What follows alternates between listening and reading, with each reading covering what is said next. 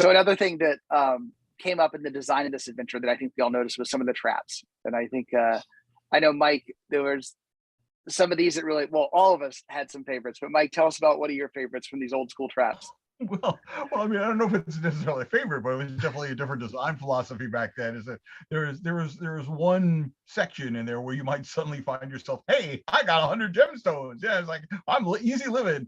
And if you have not had cast dispel magic on these 100 gemstones, which are encountered in a chest, where you expect to find 100 gemstones, nothing that there's anything untoward about these. You can even, hey, they're even worth money. Like within 10 minutes, they just blow up. And do up to 1 point of damage per gen zone in like a 15-foot radius around whoever has the bag. So this is and that's definitely an old school style. There's no real way to detect this trap. It's just like you just have to, on the odd chance, cast dispel magic on a chest. I mean, so there's been definitely a change in kind of design philosophy in some things, between in the last now going on 50 years when we first started role playing. We were coming out like everything is out to kill you, and so even the treasure.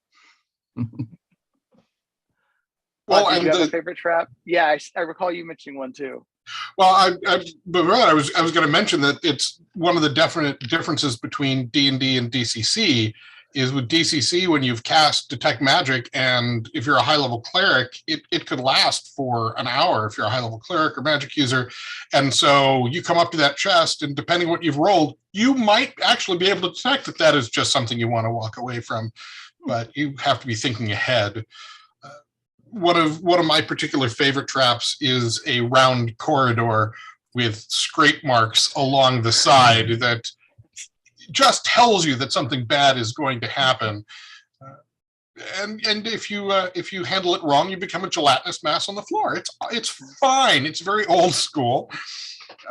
There's a lot of that, or skeletons that just keep appearing. Yeah. So yeah, the skeletons, if you don't deal 12 damage to them or whatever the heck it is, but if you don't deal a certain number of damage to the skeleton, it just splits into two. Yes. And now you have two skeletons. And yeah, a lot of little, traps and tricks along those lines, which just bring it to that next level. Definitely old school goodness that you don't see a whole lot of today in these types of traps. Yeah, no, Bob, what you mentioned, yeah, because it's just like a form-fitting sphere rolling through a corridor and round, and if I remember correctly, you hear it coming. Like if silent, it makes no noise whatsoever. But there's vibrations, right? Weren't there vibrations? Remember right? There was some way that we could. It can be detected if you're careful, and of course, the scrapes on the wall are your first clue. But when it comes around, and it's one of those classic traps where the judge tells the players this is what's happening and starts the clock, because you've got X amount of real time to declare what you are doing before bad things happen. Feels a very helpful illustration there. No, I remember that. Yes. Basically a big take up an entire passage, right? Yeah. And I love how in the original, I'm not up on my 1E mechanics that much, but there's a lot of what I feel like are creative mechanics in Dark Tower where Janelle would say roll, less than your dexterity +2, or just lots of sort of interesting ways to interact with some of these traps that are, or not even just traps, all sorts of things that are ways to create a mechanism around, can you jump aside before this thing rolls over you?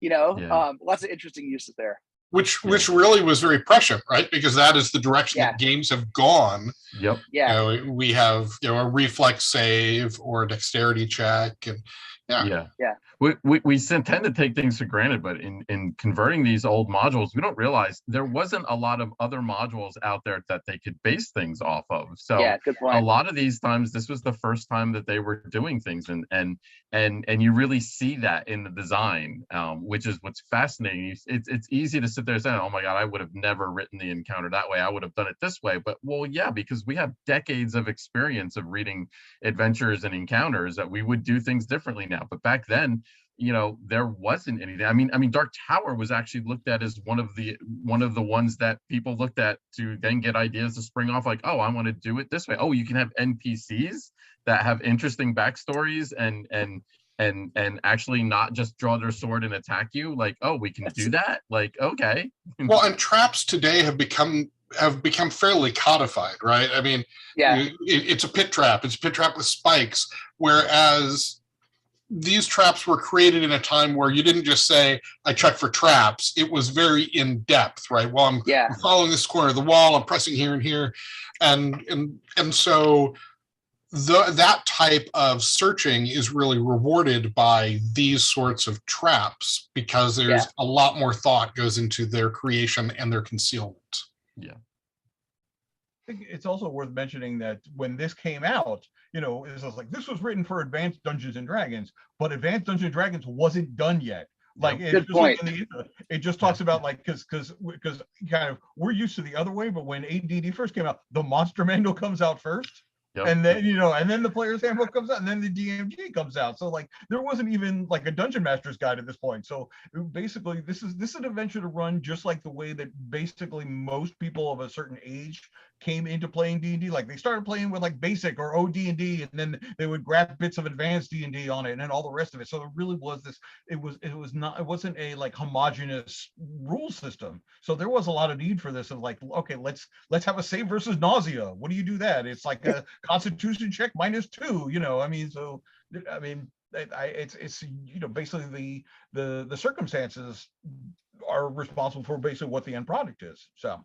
Yeah, no, you're right. There were a couple examples in there, as I recall, where it was like average of your strength and dexterity. I feel like, or average of this or that, like really sort of creative mechanisms for resolving situations. Yeah, which really just adds on to the brilliance of the design. I mean, it really does. Yeah,